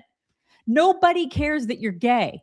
Right. Right. We care when you like do everything to pretend that you're not. Right. And then it becomes a weird thing. Look at me. I got a gun. I'm not gay. Right. It was such a Chuck Schumer burger on the grill moment. You know what I mean? So or Tim Walz stupid. fixing his car. It was like right up there. It was right up there. So dumb. So dumb. All right, switching gears. We talked last week about the fact that the Olympics made the decision to disallow trans women from competing with women, which is the right decision, obviously. Mm-hmm. But that just insufferable hag Marie Harf was on Outnumbered yesterday, and they were talking about this whole thing. And she was like extra insufferable about it. You're doing your face as you talk about her. You're like doing the face. You're doing. Yeah, it's like an instant. I can't even help it, right. You guys. When I hear Marie Harf, you're like this face. You do this. Right. So here, and like Kayleigh McEnany and the rest of the folks on the couch could not believe that she was actually saying these things out loud, but yet here she is. Harris, my point is, I do think that Donald Trump used this to great effect by preying on people's fears of trans people. And look, I think sometimes people do have questions. Who should play what sports? Who should get married? I don't think that all the questions are necessarily coming from a bad place. This is an 80-20 issue, but remain on the 20% side and see how it works out. It's about providing clarity. It's about providing clarity. We're scared of biological men. Not women. Wait. I don't want to get this women. Do you want a biological man wrestling a woman? Do you want a biological man spiking a volleyball at a woman? Honestly, I don't care. Wow. I genuinely don't care. There are co-ed sports being played at the elementary school level across this country today. Oh my God. So it's fine. Second graders playing sports, you guys, that proves that this is all fine. Right. So she's married, but I don't think she has any kids. And surprise. I mean, not that matters with liberal women because they don't give a crap about women or girls. They don't, as evidenced by all of them. But I mean, if you have a girl and if you have a girl that plays sports or that doesn't even play sports, you don't want a dude in her locker room. Like, I feel like you don't want a dude competing against her in her designated sport, but you definitely don't want a dude walking around with this junk, swinging it in her face in a locker room, making her feel less than in her locker room, making her feel afraid in her locker room or in any space that she's in. I don't want that. I'm 54 years old. I don't want a dude in my locker room. I don't want it. And so I don't know what, like, I'm not afraid of these guys. I just think that they're perverts, a lot of them. And they're 100%. using this as a way to get into these spaces. And if she can't see that, she's a freaking idiot. And the ones who aren't perverts are just not competitive male athletes Right. that want to be competitive, and they see this as their way in to And do they that. cheat. It's a way to cheat. Yeah.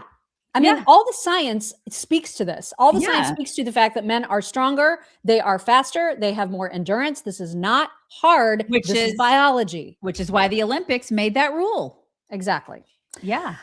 All right, moving on, we need to talk about the fact that Usha Vance has a new podcast coming out, or actually it is out. It's called Story Time with the Second Lady. Here's a little bit about it. Right now, she's launching a new podcast for kids and families, Story Time with the Second Lady. Because when we read, we grow. We will have someone come in, a special reader, we're calling them, read a fun book, have a very short little conversation, and then invite children to pick up books on their own. It's sort of just an advertisement for reading. Why is this an issue that you care so deeply about? Well, I have a longstanding interest in education. It seemed like a really natural fit because we have young children right now. But as I was teaching them to read, I was starting to see some of the statistics out there about the decline in literacy rates, about the fact that this is really a long-term trend, and it's worrisome. Yeah. I love her. I love her too. I think this is a great idea because they don't make kids read in school anymore. They don't. I asked, seriously, my daughter, she used to love reading when she was itty bitty. And then she went through a phase where she didn't. They don't make kids read things in public school, you guys. They don't. Like the stuff that they should be reading. I ask questions about this all the time because I was an English major. I know it's hard to believe that I was. It was a useless degree, but still. But like I ask her all the time, what did you read? What are you reading this year? What are you reading in your English class? And she's just like, whatever. But she reads now like novels that she's interested in. And I'm so grateful because they may not be novels that I would read, but I'm just glad that she's reading. Like she's a voracious reader, but it's of stuff that she's interested in. And I'm glad because kids and teens should be reading. I am a huge proponent of that because it's good for their vocabulary and the way they look at the world and how they think critically. And like, I just think it's good for focus and everything. They need to be reading. It makes such a difference. I mean, and it's the reason that I love that my kid is in a liberal arts focused curriculum right now because, you know, he'll complain about it. He'll call me and be like, oh, we're reading Homer. And I'll be like, I'm so glad. You know what I mean? Like, I love it. I love the stuff that he's being forced to read, much like I read. And I told him, I said, you know what this does? I know you don't see this now. But what this does is it makes you better able to understand references in conversation. In adult conversations, there will be references to classic stories, books, literature. And if you haven't read those things, you're going to be useless in conversation. So I promise you that this will help in social settings also. So I try to like make sure that he understands the benefits that go just beyond like your brain working. You know what I mean? Yeah. It's just so important. And there's nothing like buying a book at like a Barnes and Noble, cracking it open and reading, like physically reading a book. And kids have lost that because they have these stupid computers in their hands all the time. Yeah. You know, and I just think it's so important for them to open books and read them and smell them and feel them. And it's just, I'm like, turn the page. It's important, you guys. Not like Gwen Waltz, but like a normal person. No, it's just important to do that. So yeah, this is great that Usha's doing this. I think it's fantastic.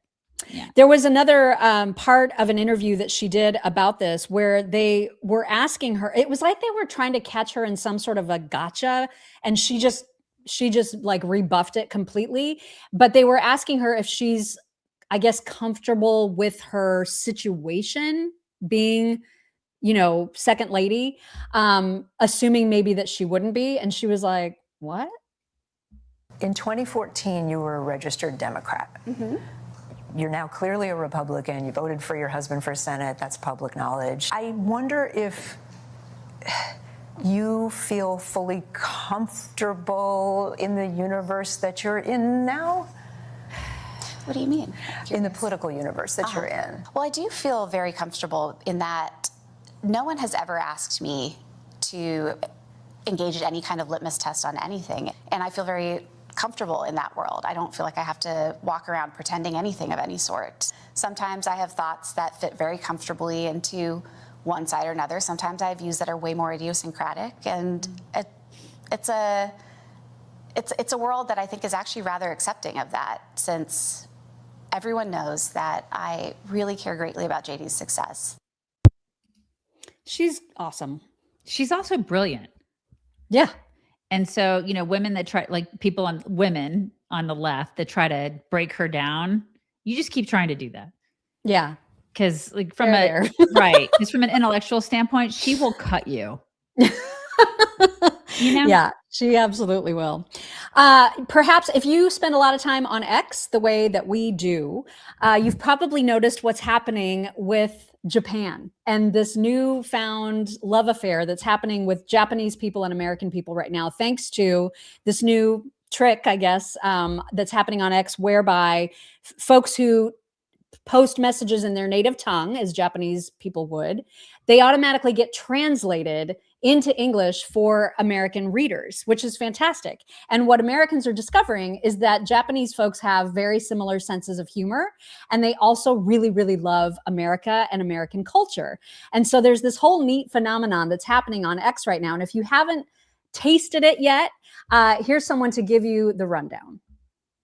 If you're not on X, formerly known as Twitter, you're probably missing. There's a massive love affair going on between Americans and Japanese people. So basically, the product manager at X decided to reveal the information that the largest country participating on X is actually Japan. It's not America. America's number 2. And so they decided to flip on the auto translate feature. And then from that point on, Americans and Japanese people started interacting.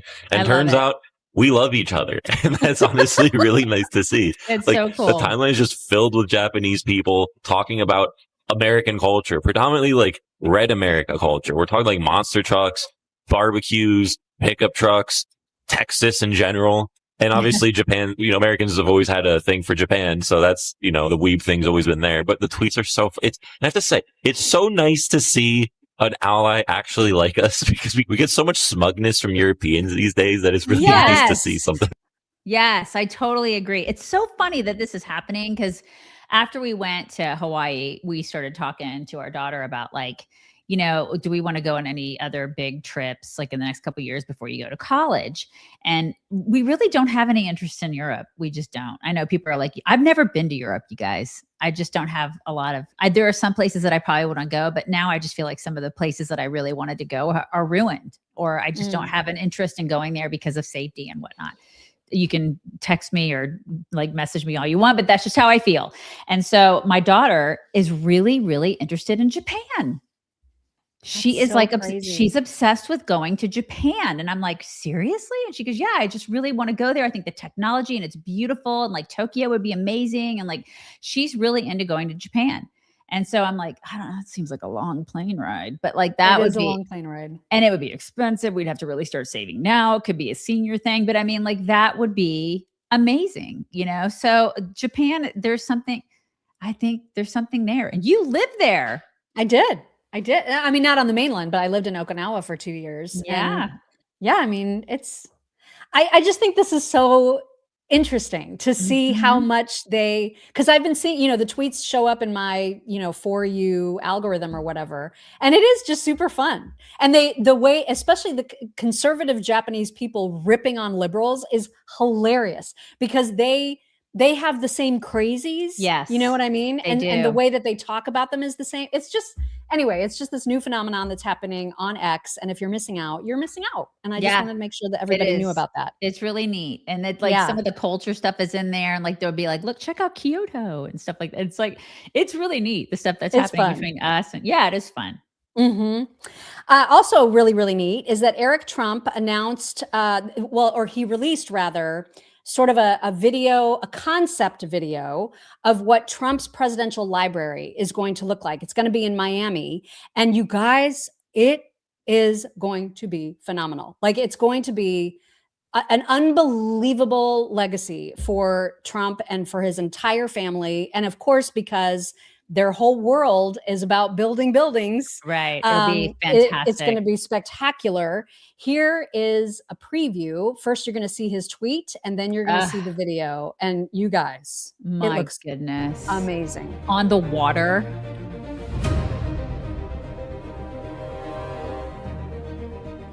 Look at that. Oh my gosh. Absolutely beautiful. Compared to Obama's monster, right? That disgusting building. like prison tower. Yeah, it does look like a prison. Unbelievable. So there's beautiful. Gonna be Air Force One is gonna be in the lobby. It is gorgeous, you guys.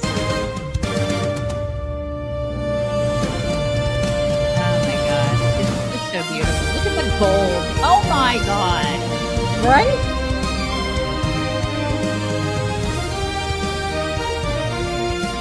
And the golden escalator. Can you even? Oh my goodness. Okay, golden statue is a little weird. I want to go. I know.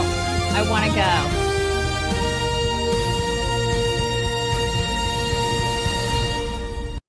God, if I were like super replicas of the Oval Office, of the ballroom that he's created. If I were super wealthy, that's where our kids should get married. Right? I know. But we're not. We're not. So it'll be like in my backyard. Sorry. On hay bales. It is what it is. Or in this beautiful landscape. That's true. That's true. It could be there too. It's true. Anyway, it's going to be amazing. I don't know what the completion date will be, but that is happening. So it'll definitely have a leg up on Obama's prison tower monstrosity in Chicago. Gross. And then this will absolutely enrage all the right people. But it turns out also that it is official. Palm Beach International Airport is now Donald J. Trump International Airport. Governor DeSantis signed off on that. And that goes into effect on July 1st. Let it piss people off. I love it. I think know. It's great. He's earned it. Fine. People suck. All right, it's time for some fun things. And I have been seeing this floating around. This is just in time for Easter. I've been seeing this cartoon floating around. It's from Backbench Animations. And they do hilarious cartoons. I laugh every time I see this. Please don't come after me. If you're going to be like, oh, that's sacrilegious or whatever, please. I just need everybody to have a normal sense of humor for a minute and just enjoy this for what it is because it's awesome. Hey!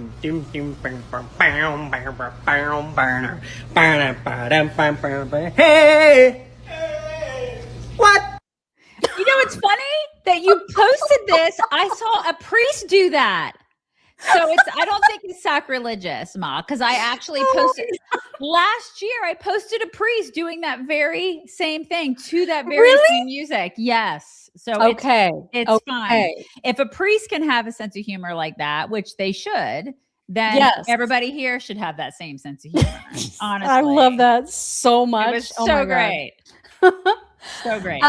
You guys remember that Daisy had wrist surgery back in December when she broke her wrist. You can see my scar. Yeah. And she wore, for after the cast came off or whatever, she had to wear that brace. And for a long time, and I continue to wear my brace, but I have a wrist brace that I have to wear at night, you guys, because of how dumb I sleep. And so when I saw this come up in my algorithm, I almost couldn't believe that there was somebody else out there that relates to me this well, but this guy does. Why do my wrists hurt so bad? Because that's what I look like when I sleep. It's so true. I sleep like this. Like I have both of my hands are always like under my chin. Like I don't And so mean you have to do something with your wrist to make it. But my left wrist is so arthritic that it's been a problem. And so now I have this brace that I wear at night to keep it straight so that I don't do that. And it doesn't hurt as bad. It's not deformed. I couldn't believe that there was a video about it. Mm-hmm. But yeah, so other people have the same thing. Why do we do this, you guys? Why? I do it to my ankles. I do it to my, you know what's so weird? On my sheet, because I move my feet so much, we have like flannel sheets and you can see the wear on our flannel sheets. Like after 6 months, I have to buy new sheets because when I strip the sheets to wash them, you can see on my part of the bed only, it's like something has just, there's friction. That's what Ron does. You guys have cricket feet. Like you do cricket feet. Right. It's weird. It's so really crazy. weird. I'm like, sorry, I have to get new sheets. Oh my God. It's weird. Yeah. Mm-hmm. Also, I love me a cute raccoon, especially one with a big old belly. Rhonda, where's your belly? Where's your belly, girl? Where's your belly? No, show me that belly. Is that real? Where's your belly? This is a real one. Where's your belly? Show me the belly.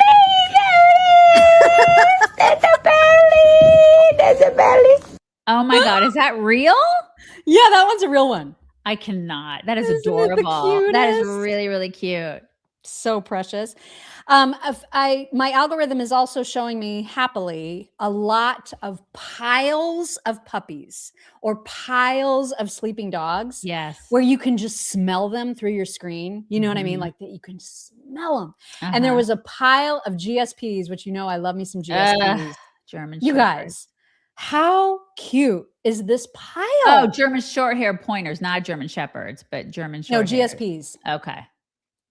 GSPs. Yes. They are so freaking cute. Look at them. So cute. Oh, that is a pile right there, isn't it? A pile. Yes.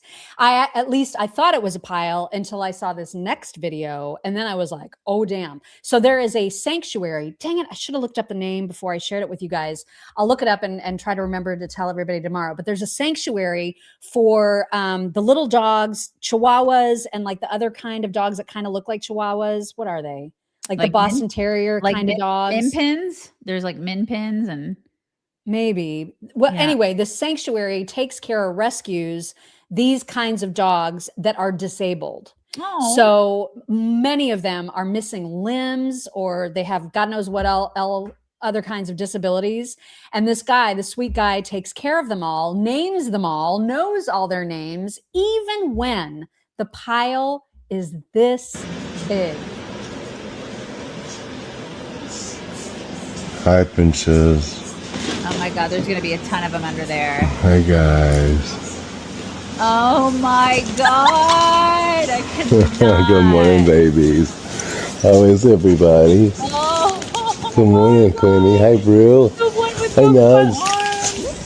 Hi, Jazz. Hi, Nut. Hi, Rose. Hi, Harley. God. Hi, Queenie. Hi, Crash Smash. Come on, little mouse. Come here, Crash. Daddy help you. Oh, goodness. Come right on over. There you go, bud. I cannot. There you go, sweethearts. Hi, Nugget.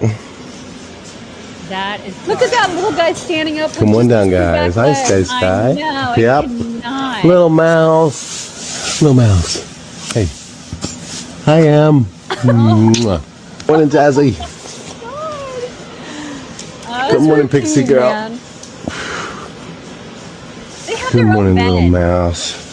There you go, sweetheart. Hi, Pinches. Come on, Rose. Come on, Claire Bear. We gotta go get them, babies. Hi. Hi. Oh my gosh. Good morning. Guys. All of them. That's just the sweetest. Isn't it the sweetest? I just cannot deal with how cute that is. So adorable. Oh my gosh. Oh my gosh. Anyway, all right, let me make sure I get my little Venmo app loaded because I saw some texts come in and I don't want to miss anybody. Okay. First, we're going to start with some reviews on the Apple Podcast platform. Thank you, thank you, thank you to those of you who have already left one. If you haven't, we would love you to because eventually we're going to read them all. Here is the first one. Okay, you're the best. I discovered you two about 2 years ago and I've listened daily since. I live in the psychotic state of Minnesota where the most of us are conservative, but the Twin Cities voter fraud outvotes the rest of us sane people.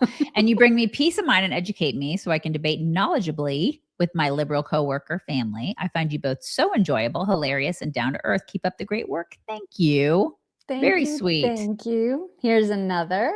Okay. From Mama Ree, feels like family. I love to listen to the ladies every morning. It feels like I'm visiting with my best friends. They sound like me and my friends, if I'm being honest. Love the way they discuss politics and the way they keep us informed. Thank you for all you do. Thank you, Mama. I love that. We love that. Karen Pelcher Cerencioni said, hi, Chicks family.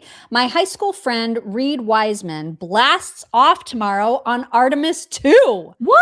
He lost his wife in 2020 and has 2 daughters. So please send tons of prayers for a successful mission and safe return. P.S. Google him. He is a cutie. Daisy may even purr.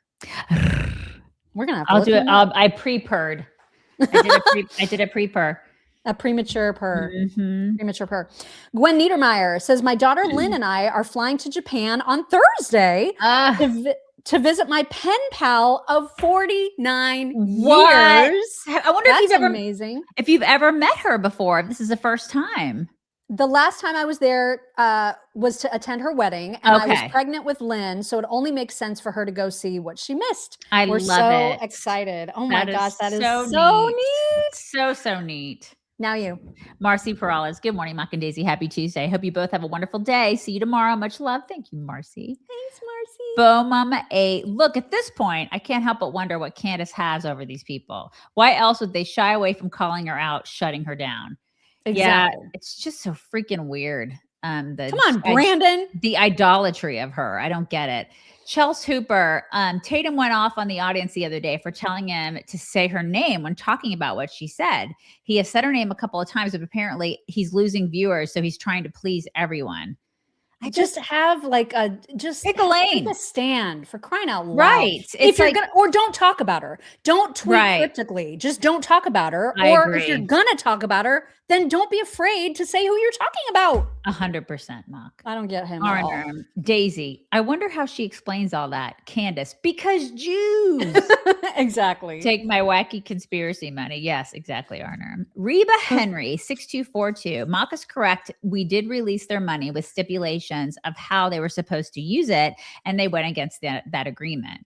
Yeah, I mean, like, that's the thing. I mean, like, but terrorists are going to, like, he's an idiot for thinking they were going to actually go, yeah, let me go ahead and agree with what you say, and we're going to do exactly. They're Iran.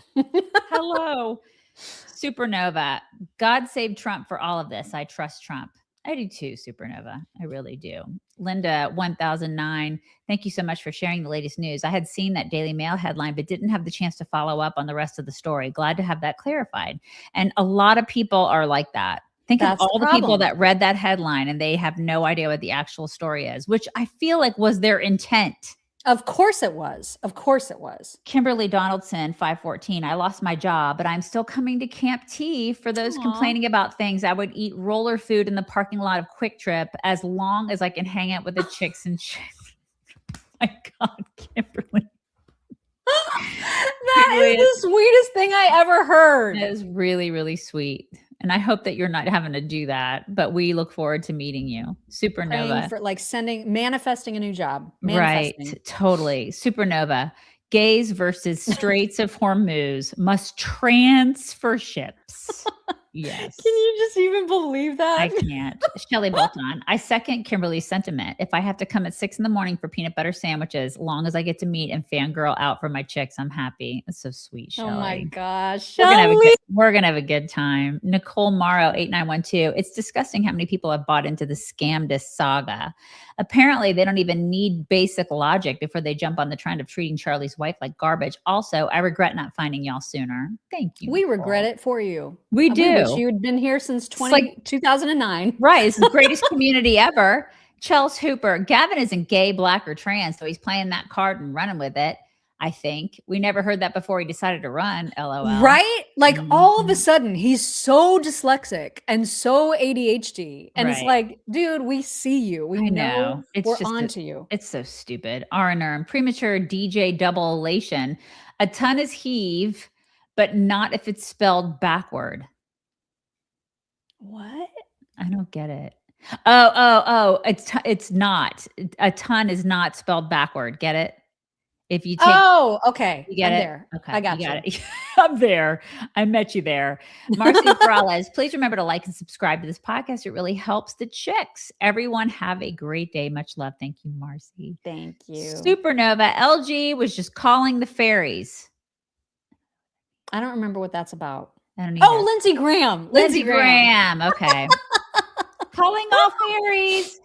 J City 10. Who is the biggest harlot? Regina George, Mean Girls. Cruella DeVille, 101 Dalmatians. Diana Christensen, Network, or Scarlett O'Hara, Gone with the Wind. Regina George. Regina George. Like harlot? I'd say Regina George. I'm going to go with her. I don't know, man. These are so hard to choose from. Mm-hmm. Or awful. Yeah, I'm going to go with Regina George. Rashika Nashi. If you get the chance to visit Japan, do it. You will not regret it. I also lived there for 2 years up in Misawa. I miss Japan so much. Yeah. I mean, that may be like the one big trip I take in my life. I don't know. Uriel Gonzalez, 7685. Daisy, don't feel bad about not going to Europe. Kamala Harris hasn't been to Europe. I don't feel bad about it. You know, I'm not one of those people that's like, oh my God, I've never been to Europe. I don't feel bad about it. I'm not like that kind of a travel-y person. So it's like, whatever. If I haven't been, I like my life, whatever. Kimberly Donaldson, 514. My son went to Japan on a school trip interim week to Japan his senior year. And he said it was as life-changing. And I was freaked out about it the whole time, but so thankful. I bet that was really cool for him. Yeah.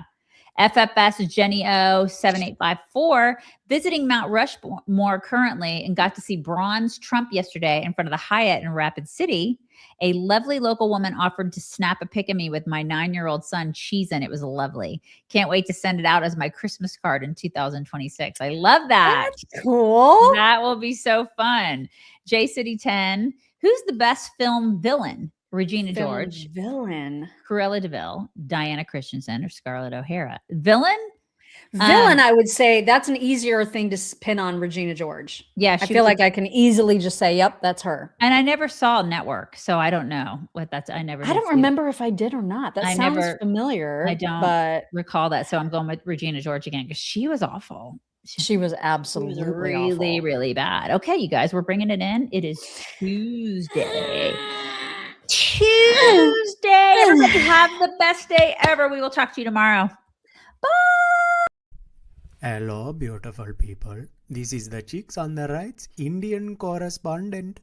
Thank you for watching or listening. Be very sure to like, subscribe, and ring the bell to stay up to date on all of their delicious content. Okay, thank you. Come again.